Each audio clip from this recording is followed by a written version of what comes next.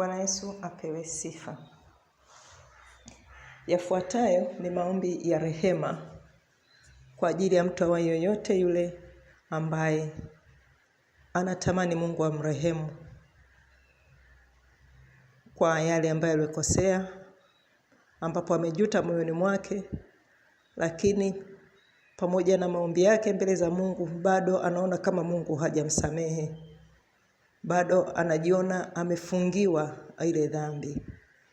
Basi kupitia maombi haya tunaomba pamoja tena mimi na wewe ili kumsihi Mungu akufungue na aiondoe na kuifuta hiyo dhambi, ili uwe na amani na uweze kusonga mbele kwa amani katika maisha yako. Maana yeye alisema kwamba yoyote amkimbiliaye na kutubu na kunyenyekea atamrehemu. Ndivyo ambavyo ameahidi. Basi tuamini kwamba rehema itakuwapo na rehema ipo kwako wewe ambaye umetubu moyoni mwako na unatafuta Mungu akuthibitishie au unatafuta Mungu akufutie hiyo dhambi kabisa, na uwe na amani na uwe na ujasiri wa kusonga mbele kumwekea yeye Mungu. Tuombe. Bwana Yesu uliyejaa neema na rehema, tazama mtoto wako yuko mbele zako. Amekuja mbele zako kuomba toba na rehema kwa ajili ya yale ambayo ameyatenda, ambayo wewe Mungu unayajua. Amejuta moyoni mwake kwa kumaanisha, na amenuia kuto kuyarudia tena. Wewe Mungu ndio unayeona ndani ya moyo wake, ndani ya akili zake na katika fikra zake. Basi ninakusihi Mungu, kwa kadri vile moyoni mwake alivyojuta na alivyotubu na kutamani umsamehe, ninaomba Mungu umrehemu mtoto wako huyo. Umpe rehema. Rehema zako zikawe juu yake. Umsamehe, umfutie dhambi zake na makosa yake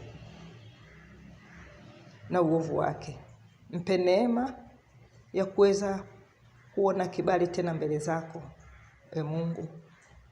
Maneno yake na maombi yake na dua zake atakazoziomba mbele zako juu ya maisha yake, naomba Mungu ukazisikie na ukamjibu na ukamtendee na ukampe neema ya kuona kibali katika yale yote atakayohitaji mbele zako akukimbiliapo wewe Mungu. Wewe Mungu uliyesema kwamba unamrehemu yoyote yule ambaye atakukimbilia na atakayetubu na atakayejinyenyekeza. Wewe Mungu ambaye uliwasamehe wana wa Israeli na watu wengine mbalimbali waliokosa na waliotenda maovu hapo awali, walipokimbilia uliwasamehe. Basi naomba umsamehe na mtoto wako huyu, wala usitazame tena dhambi zake, wala usitazame tena makosa yake, wala usitazame tena uovu wake. Bali rehema zako na neema zako zikawe juu yake tangu sasa, na amani yako ikautawale moyo wake, amani yako ikatawale nafsi yake na roho yake, na umtenge mbali na maagano yote ambayo alikuwa ameingizwa kwayo, ambayo alikuwa anashindwa kujitoa kwayo. Umtenge mbali nayo na ukayafute kabisa katika nafsi yake, ukayafute katika roho yake, ukayafute katika akili yake, ukayafute katika mwili wake, ukayafute katika maisha yake, ukayafute kabisa, wala asikumbukwe tena katika zile madhabahu ambazo alikuwa ameingizwa kwazo katika hayo maagano.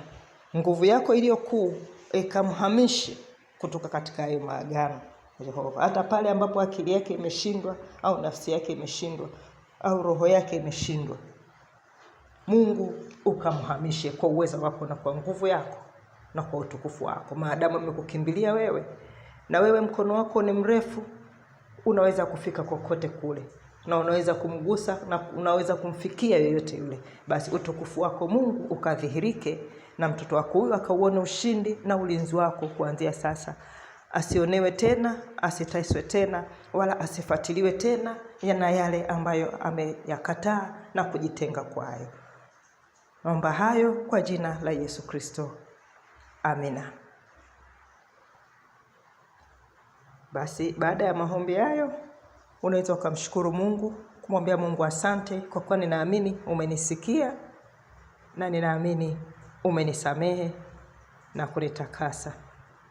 Na Mungu akutunze na akuimarishe katika uweza wake na nguvu zake, na katika imani yake iliyo sahihi ya kumwamini yeye Mungu aliyeziumba mbingu na nchi. Kwa jina la Yesu Kristo, amina.